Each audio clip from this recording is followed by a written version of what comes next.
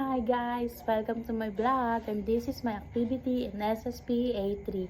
And nawanin natin ang positive and negative impact of globalization sa ating buhay or in my life in English. And now start tayo, let's go!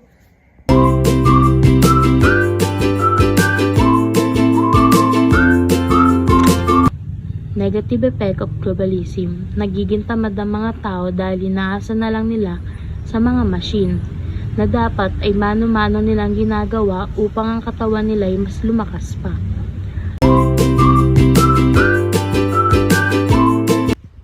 Online shopping. Positive effect of online shopping in my life. Mas pinadali and hindi na hassle para pumunta sa SM or palengke dahil pwede nang through online. Pwede nang pa-deliver, hindi na mag-aabol ng oras para pumunta o magbiyahe para sa ibang lugar para maghanap o bumili dahil nakakabili na sa Shopee, Lazada, TikTok, or Blue App. Negative effect of online shopping in my life. Hindi makapili ng mas maayos na product or may issue ba ang items, minsan may damage pa or kulang, hindi na mati-check kung tama o maayos ang items or ang binili mong produkto. Negative effect of gadget in my life. Hindi na nakakapag-usap in person dahil puro CP na lang.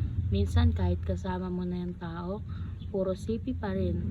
More on CP kaysa kwentuhan, puro online games pa.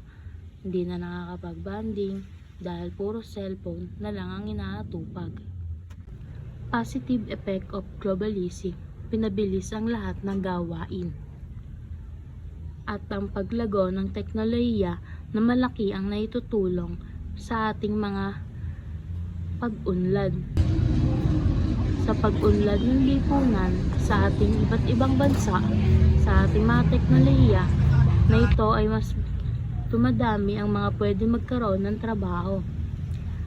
Marami ang nagkakaroon ng hanap buhay dahil sa pag-unlad ng ekonomiya ng iba't ibang bansa.